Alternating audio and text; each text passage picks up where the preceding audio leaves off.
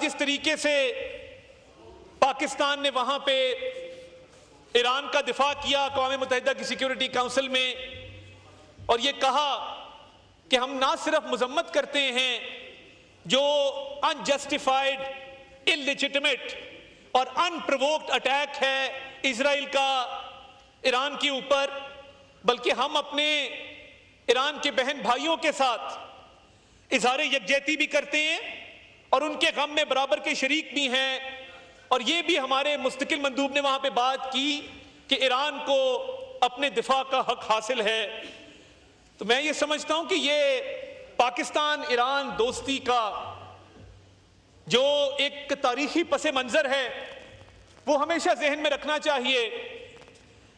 अल्लामा इकबाल ने, जिनको ईरान में पढ़ा भी जाता है, माना भी जाता है, रिसर्च भी उन पर की जाती है, और इकबाल लाहौरी के नाम से वो ईरान में मारूफ भी हैं, उन्होंने चंद अशार कहे थे।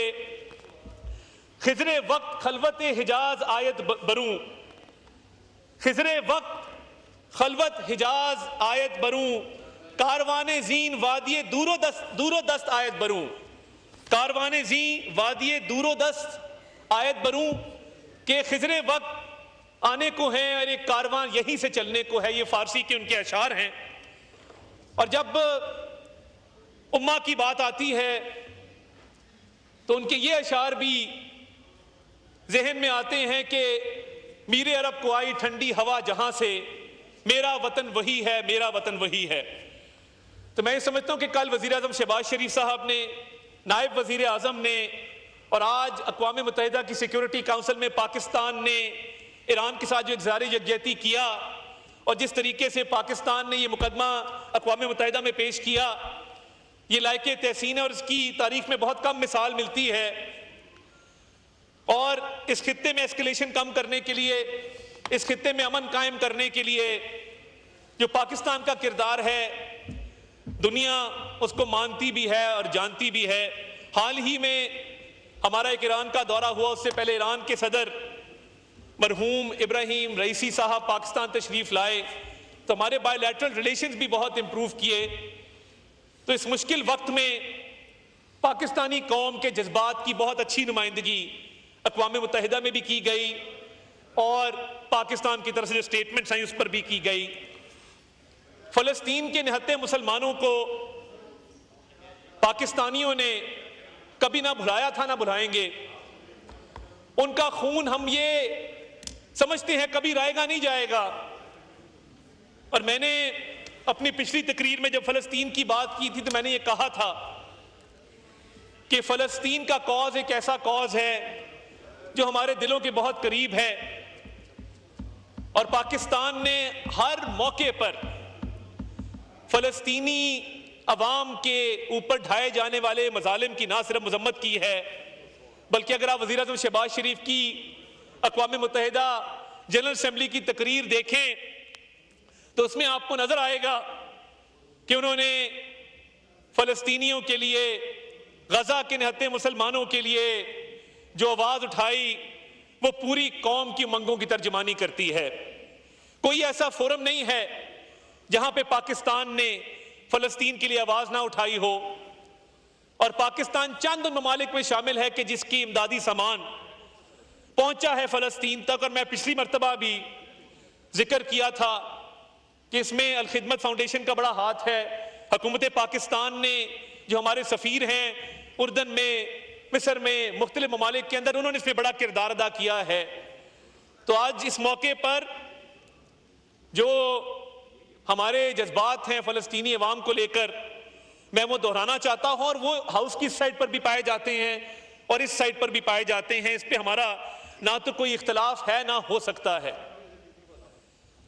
मगर अफसोस से ये कहना पड़ता है कि इनके चंद नादान दोस्त जो मुल्क से बाहर बैठकर प्रोपेगेंडा मशीनरी चलाते हैं और झूठे बयानात हमारे नाम से मंसूब करते हैं इजराइल को लेकर, उनको ये समझ नहीं आ रही कि हमारा कोई नुकसान नहीं होता, वो पाकिस्तान का नुकसान करते हैं। और इसी हाउस में बैठे इनकी अपनी एक मेंबर अस्मा हदीद ने जब इजराइल के हक में तकरीर की थी, उसके क्लिप्स आज भी मौजूद हैं। वो मेंबर भी आज जिंदा हैं। इनकी तरफ से ना कोई बयान आया, ना उसकी मजम्मत की गई, ना पार्टी ने उस खातून के खिलाफ कोई तादीबी कार्रवाई की। अगर किया तो हमें बता दें।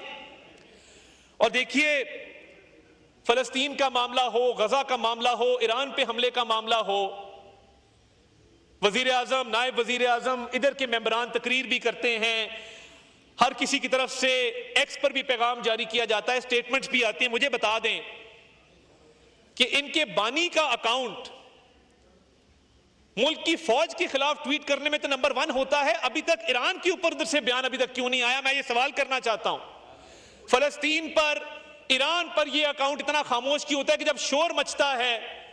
मैं कुछ मशवरा भी आपको देना चाहता हूं कि आपके नादान दोस्त जो मुल्क से बाहर बैठे हैं, इनके बारे में हम तब भी कहा करते थे, हमारे पर मुश्किल वक्त था, हम ऑपोजिशन में थे, हम आपको कहते थे कि ये लोग धरती से जुड़े हुए नहीं है। इतना सा बुरा वक्त आया तो इन्होंने वो दौड़ लगानी है कि इनका नामो निशान नहीं मिलेगा।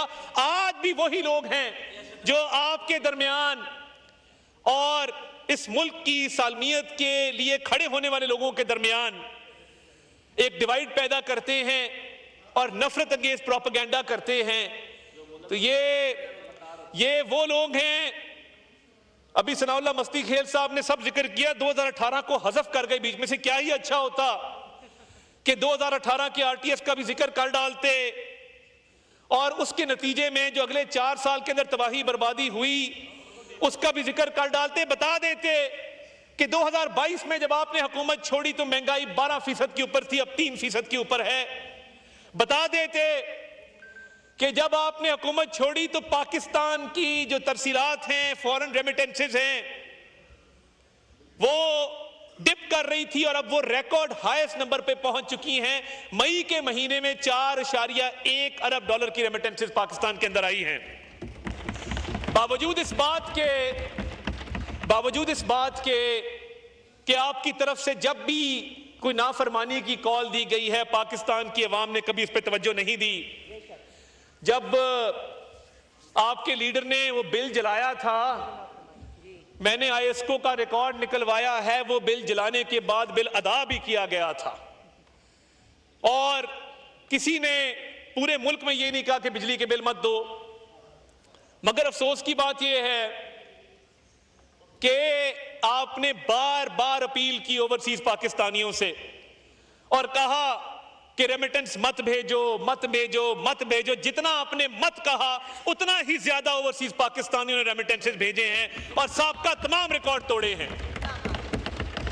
आप जब 2022 में हुकूमत आपने छोड़ी थी तो आप तब चर्चा करते थे करंट अकाउंट डेफिसिट के कम होने का और टॉक शोज के अंदर हम इन मुख्तलिफ मेंबरान के साथ बैठते थे तो सेलिब्रेट किया जाता था कि करंट अकाउंट डेफिसिट का खसारा कम हुआ है।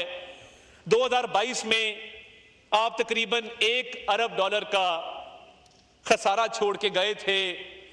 आज अल्लाह ताला के फजल से 1 अरब डॉलर का करंट अकाउंट सरप्लस है इस मुल्क के अंदर। और आप कोरोना में आपने बेसलाइन भी नीचे की थी जो ग्रोथ अचीव करने के लिए, वो भी कभी पढ़ लीजिएगा। और मुझे अफसोस हुआ, उमर अयूब साहब बड़े एक अच्छे घराने से उनका ताल्लुक है, उनके वालिद स्पीकर रहे हैं, उनके दादा सदर पाकिस्तान रहे हैं, मगर जिस तरीके से ये टेबल ऐवान किया तोड़ी गई है और तमाम मेंबरान अब उनकी कुर्सी पे आके तकरीर करने पर मजबूर हैं। ये काम किसी बैक बेंचर को दे देते। लीडर ऑफ ऑपोजिशन ने 5 लाइनों का माइक जो है वो खराब कर दिया।